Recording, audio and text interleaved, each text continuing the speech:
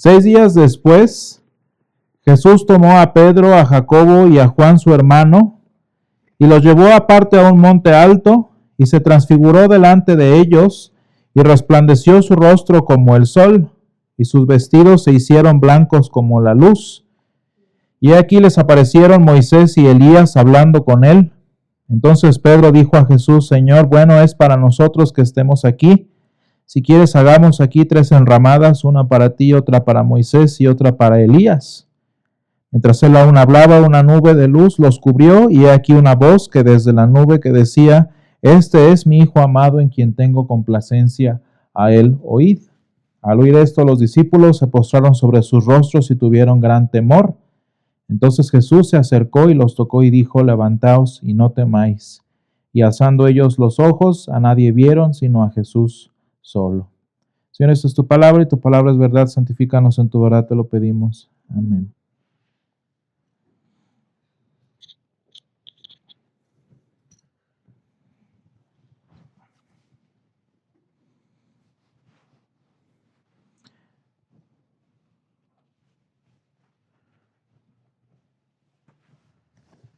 En esta mañana, hermanos, terminamos la estación propiamente en los domingos, la estación de Epifanía, que decíamos hace un tiempo ha tenido 3 momentos de manifestación de la gloria del Señor, y que sobre las cuales hemos reflexionado nosotros en este tiempo. Fueron 6 semanas, 6 domingos desde el 6 de enero, para que vayan haciendo ustedes sus cuentas. La primera pues ha sido evidentemente la visita de los magos, en una luz sobrenatural y ajena al Señor, que fue la estrella que guió a los gentiles, que guió a las naciones, que guió a la ignorancia humana hacia nuestro Dios.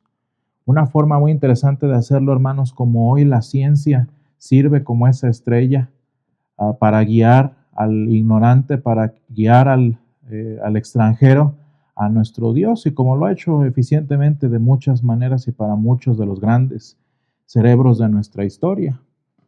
También veíamos, y a veces pasa desapercibido para nosotros, pero también cuando el Señor se muestra nuestro en nuestra salvación y desciende para vencer a la muerte, para vencer a las aguas de la muerte, ¿verdad? Y ascender de ellas como lo que es el Hijo de Dios, el Cordero de Dios que quita el pecado del mundo. Para no mostrarse ya nada más a las naciones como tal, sino mostrar su salvación y lo necesaria que es. Venciendo pues eso, ¿no? Y ni siquiera había pasado todavía, pero ya desde ese momento tomando posesión de la muerte y de nuestra situación humana, para salir victorioso de las aguas del bautismo como nosotros lo hacemos. Y como hemos venido confesando en buena parte de nuestros domingos, precisamente que nosotros somos sepultados con Él, como dice el apóstol San Pablo, para que juntamente con Él seamos resucitados. Y eso lo veíamos una forma muy hermosa de que el Señor se manifieste. Y hoy precisamente al término de esta temporada, de esta época de manifestación del Señor, pues vemos quizás la que es más literal, la que es menos simbólica, sino más visible y más entendible para cualquier persona, que es el Señor mostrándose como la segunda persona de la Trinidad. Y aún así velado detrás de su aspecto humano. Y eso es muy interesante, hermanos. Y esto lo vemos y tiene muchas ramificaciones para nuestra vida cristiana, el entender y el saber que la divinidad y la gloria de nuestro Dios, del Señor Jesús, no compromete su humanidad, que el esplendor de su gloria, que su magnificencia como el creador del universo, por quien todas las cosas fueron hechas, como dice el credo, no significa que deje de ser hombre y que deje de ser nuestro Jesús. Así lo vemos, ¿verdad? En el pasaje que leíamos hace un momento, en San Mateo 17, que es nuestro pasaje de hoy. Vean qué bonito dice que estando enfrente de Pedro, Jacobo y Juan, el Señor se transfiguró delante de ellos. Es la misma palabra de la metamorfosis, por cierto. Nada más que yo no sé conjugar ese verbo en pretérito, entonces dice aquí se transfiguró. pero es la misma palabra, ¿no? Y resplandeció su rostro como el sol, y sus vestidos se hicieron blancos como la luz. Y vean cómo, no obstante, dice el versículo 4, Pedro dijo a Jesús. Vean cómo no estamos hablando de un Dios desconocido, no estamos hablando de un Dios glorioso que no podemos conocer y que no podemos entender. Estamos hablando del mismo Jesús, que anduvo, que caminó y que pronto, en unos cuantos días, 40 días para ser exactos, habrá de morir por nosotros. La gloria de Dios no compromete su humanidad, no la absorbe, no la opaca. Y esto es muy importante, hermanos, que lo tengamos en cuenta precisamente por lo que viene adelante en nuestra estación de Cuaresma. La gloria de Dios no opaca la humanidad. La gloria de Dios no absorbe su humanidad. Al contrario, ¿qué es lo que hace, hermanos? Y esto es un aspecto muy bonito, la glorifica. Y esa es la expectativa que nosotros tenemos como cristianos, ¿no? Ese mismo Jesús que fue débil, que fue vulnerable, que dependió de brazos de mamá, que dependió de cuidazos de un padre, que dependió de la educación de una escuela. ¿Cómo voy a creer el Dios del universo estudiando en una escuela? Pero bueno, ese mismo hombre verdadero es el que es glorificado y se muestra en toda su plenitud, en toda su magnificencia delante de los ojos de unos hombres que no entienden qué está pasando, como nosotros tampoco deberíamos decir que lo entendemos, ¿verdad? Y aún así Jesús sigue siendo hombre.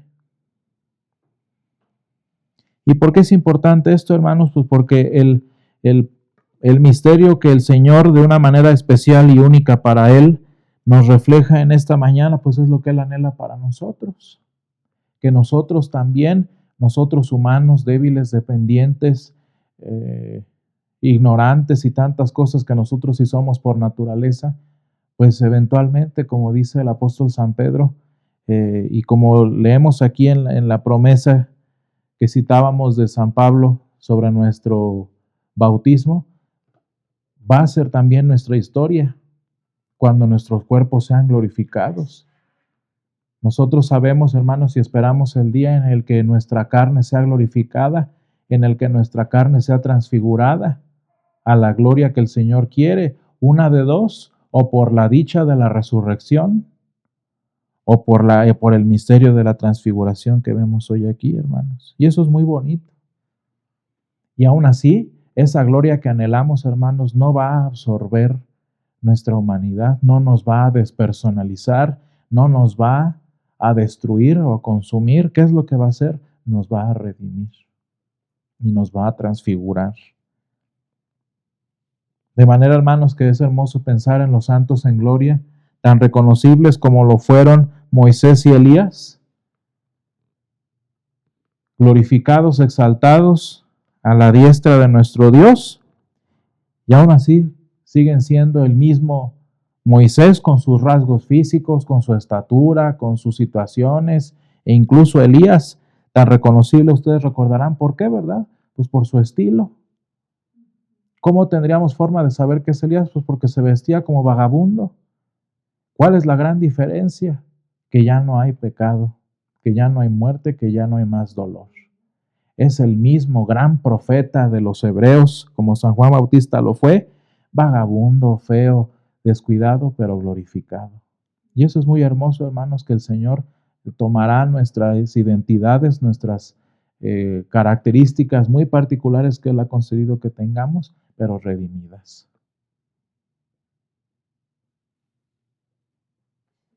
Que si bajos de estatura, no por enfermedad o por problema de desarrollo, sino porque así éramos nosotros, ¿verdad? Que si con tal o cual característica en nuestro rostro, pues porque así nos conoció y así nos redimió, no porque nuestro rostro esté forzado a tener esa expresión. Ese es el misterio, hermanos, que aprendemos en la transfiguración. La gloria de Dios abraza, la gloria de Dios resplandece por encima de la humanidad, pero no la consume, no la absorbe y no la disuelve. Y hermanos, ¿por qué es importante esto, mencionarlo a la puerta de la Cuaresma? Pues porque, hermanos, para nosotros como seres humanos, vean cuál es nuestra situación en este tiempo y en esta nuestra vida al presentarnos delante del Dios de los Hebreos. Vean ustedes en el versículo 5, mientras San Pedro peca de confiado, dice el versículo 5, mientras él aún hablaba, dice, una nube de luz los cubrió. Y he aquí una voz desde la nube que decía, este es mi Hijo amado en quien tengo complacencia, a él oíd. No está diciéndoles nada, no está haciendo nada diferente a lo que ya había hecho en otras ocasiones, y aún así es el simple y sencillo hecho de que el Dios de los Hebreos se presenta delante de tres simples hombres. ¿Y cuál es su reacción? Al oír esto los discípulos, dice el versículo 6, se postraron sobre sus rostros y tuvieron gran temor. Hermanos, esta es quizás una explicación muy breve, pero muy profunda de lo que es la Cuaresma. Es el Señor que se presenta ante nosotros, es el Señor que pasa su justicia y su santidad por frente de nosotros y nos hace darnos cuenta de lo que somos y nos hace llevar nuestro rostro a tierra y nos hace darnos cuenta, hermanos, del gran temor que significa caer, como dice Hebreos, que leeremos, por cierto, en nuestro estudio bíblico el próximo miércoles, que significa caer en manos del Dios vivo. En Hebreos estamos estudiando, recordarán ustedes, ¿no? Esos momentos en los que la fe activa debe tomar lugar. ¿Por qué? Pues porque si ya de por sí es terrible una vida humana, una vida ante el mundo, imagínense ahora una que va en contra de la voluntad de nuestro Dios.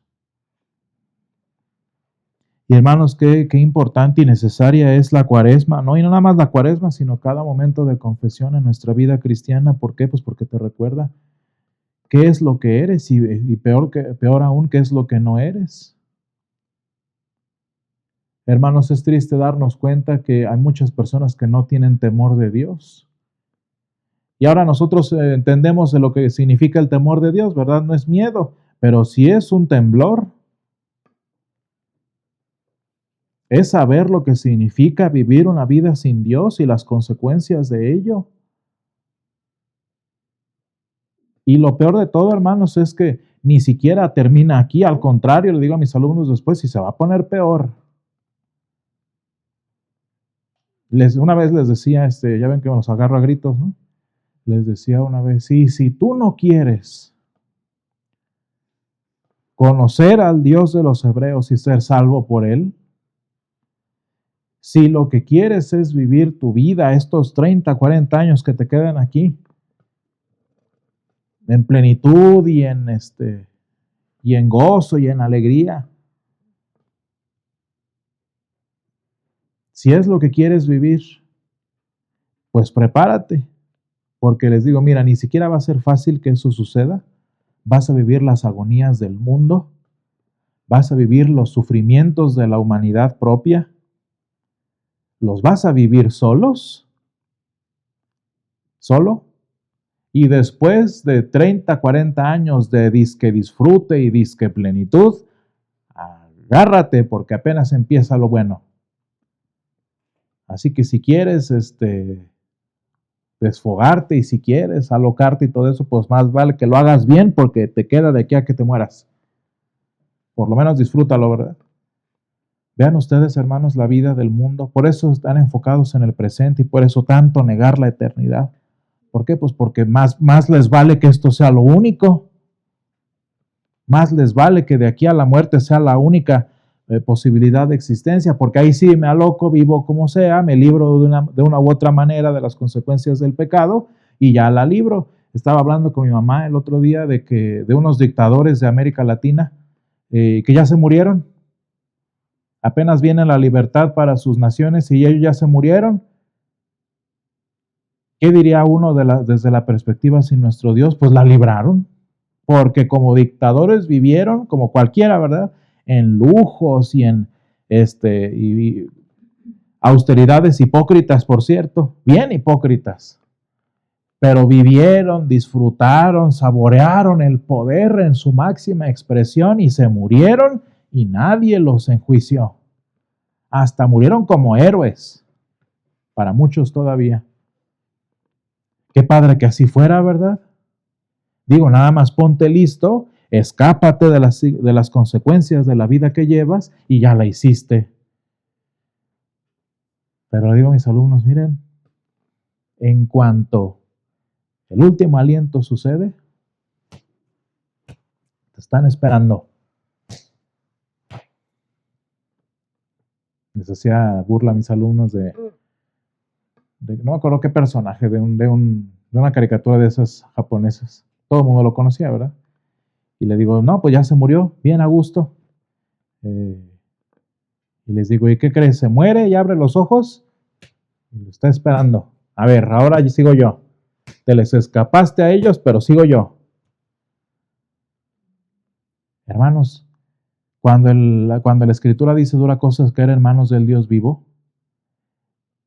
muy posiblemente se está refiriendo aquí, a cuando el Señor nos reprende, a cuando el Señor nos juzga aquí. Y estamos hablando de castiguitos así chiquitos,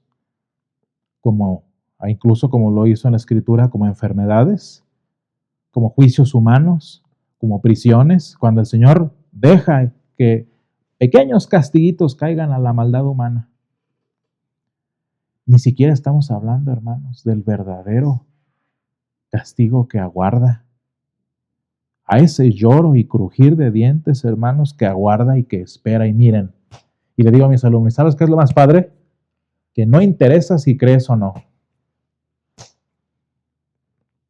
No interesa si me escuchas a mí o no. Va a pasar porque va a pasar. Hermanos, ante ese terror, digo, la Cuaresma toma un color distinto, ¿no? Casi siempre es, bueno, vamos a ¿cómo se dice? A ayunar de algo, ¿no? Vamos a abstenernos de la carne o algo así, ¿no? Ese no es el punto. El punto de la Cuaresma es que veas a quién te está hablando, quién es el que está en la nube, ante quién te estás presentando. Y hermanos, ¿por qué creen que es importante y muy, muy valioso que iniciemos, que terminemos la Epifanía con la transfiguración del Señor y que iniciemos la Cuaresma de la misma manera? Porque es necesario que entendamos a quién tienes enfrente. No es Jesús mi maestro que, pues lo conocí por ahí y dice cosas muy padres. No, es el Dios de los hebreos que resplandece en toda su gloria con el que estás tratando. No estamos tratando, hermanos, con un pedazo de madera como esto, con una pintura hecha de manos. Estamos tratando con el que creó el universo y con el que va a ser el juez de las naciones, como dice el credo, que volverá a juzgar a los vivos y a los muertos. Necesitas tener una visión clara de quién es ese Jesús que tienes enfrente de ti para que te das cuenta que estás jugando. Y hermanos, solo cuando nos damos cuenta de quién es el que tenemos enfrente, de qué es lo que está sucediendo delante de nuestros ojos, cuando tenemos bien dimensionado qué es lo que sucede, cuando de verdad, hermanos, ese es el punto de la Cuaresma, es el punto por cierto, del miércoles de ceniza. ¿Se acuerdan ustedes todo el simbolismo de eso, no? O sea, la ceniza que era en el antiguo Medio Oriente, pues un símbolo de lamento, un símbolo de tristeza, un símbolo de vergüenza, un símbolo de... Ustedes podían ver una persona sufriendo cuando se vestía, y se vestía literalmente, o sea, se echaba ceniza en todo su... ¿Y por qué lo hacía, hermanos? Pues porque se daba cuenta quién tenía enfrente. Se daba cuenta de quién era el Dios que resplandecía delante de sus ojos. Vean lo que dice el versículo 6 otra vez. Al oír esto, los discípulos se postraron sobre sus rostros y tuvieron gran temor. Hermanos, ese es el propósito de la Cuaresma. Dicen algunos pastores, amigos míos en Estados Unidos, es que ya estuvo muy demasiado eso de que Jesús es mi amigo y somos compañeros y sí, o sea, sí es tu amigo y todo eso, pero es también tu Dios. Sí, Jesús es mi compañero y mi confidente y todo eso. Claro que lo es, pero también es tu Dios, el creador del cielo y de la tierra, y quien va a enjuiciar el pecado, tanto nuestro como el de los que nos rodean. Hermanos, no podemos decir que conocemos a Jesús si al Jesús que queremos conocer nada más es el carpinterito de Nazaret.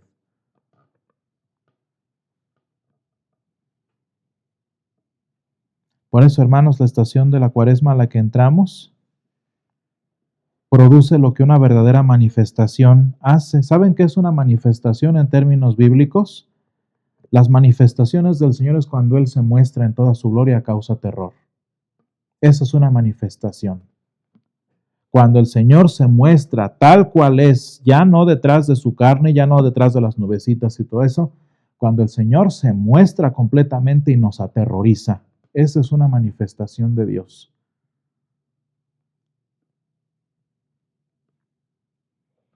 Y qué justa esta ocasión para terminar con la Epifanía, que es la estación de las manifestaciones de nuestro Dios, para que tengas un concepto bien claro de quién es el Dios que tienes parado enfrente. Y para que en la Cuaresma, hermanos, vean qué interesante es el espíritu de la Cuaresma, que nos postremos nuestros rostros en tierra. Que ese rostro que lo llenas de máscaras para presentarte ante el mundo, que ese rostro que lo tienes bien arriba más de lo que lo deberías tener, que ese rostro que lo adornas con tanta cosa, lo regreses a donde pertenece. Por eso decimos en el miércoles de ceniza, ¿se acuerdan, no? Recuerda que eres polvo y al polvo volverás. Para que ese rostro lo regreses a donde va, a la ceniza. Y para que estando, hermanos, fíjense, y así termina esto, para que estando rostro en tierra, para que estando temblando de temor ante el Dios que tienes enfrente, entonces venga el mismo Jesús que ya conocías. Venga el mismo Jesús cercano a nosotros y te toque el hombro. Levántate, no temas. Hermanos, qué hermoso es que nosotros como cristianos el Señor nos llama a temer de vez en cuando para que Él nos levante y nos consuele. Qué triste, hermanos, es la vida de todos aquellos a quienes el Señor no consuela. ¿Y saben por qué no los consuela? Porque no temen y no se presentan delante de Él. Llévatelas a fuercitas con Dios, llévatelas así, a venciditas con Él, a ver quién gana. Pero para nosotros cristianos, después de este tiempo, hermanos, que estemos con nuestros rostros en tierra y tengamos temor, el Señor viene y nos toca y dice, levantaos y no temáis. Y hermanos, cuando nosotros en la Cuaresma que viene adelante, alcemos nuestros ojos, después de haberlos tenido en tierra, ¿a quién vamos a ver? ¿A quién vamos a encontrar? Dice, a Jesús solo. Gracias, Señor, te damos porque tú has mostrado a tu Hijo en toda su gloria delante de nosotros. Gracias porque tú lo muestras, lo manifiestas, Señor, delante de nosotros para que recordemos, Señor, y dimensionemos quién es el Dios que está delante de nosotros. Gracias, Padre, porque nos llamas a entender quién es el Dios de toda creación y quién es el que vendrá otra vez a juzgar a los vivos y a los muertos, Señor. Ayúdanos, Padre, a recordar de dónde nos has sacado, a recordar, Señor, de dónde nos formaste, para poner nuestros rostros en tierra, para poner, Señor, nuestros rostros en temor ante tu magnificencia, y para que estando en ese temor, estando en esas cenizas, estando en ese silicio, Señor, podamos encontrar a Jesús solo otra vez, Señor, a nuestro lado. Acompáñanos en este tiempo de Cuaresma que inicia el próximo miércoles, Señor, y sea tu bendición para nosotros mientras estamos en tu monte santo, en la ciudad de Sión, Señor. Esto te lo pedimos en el nombre de Jesús. Amén.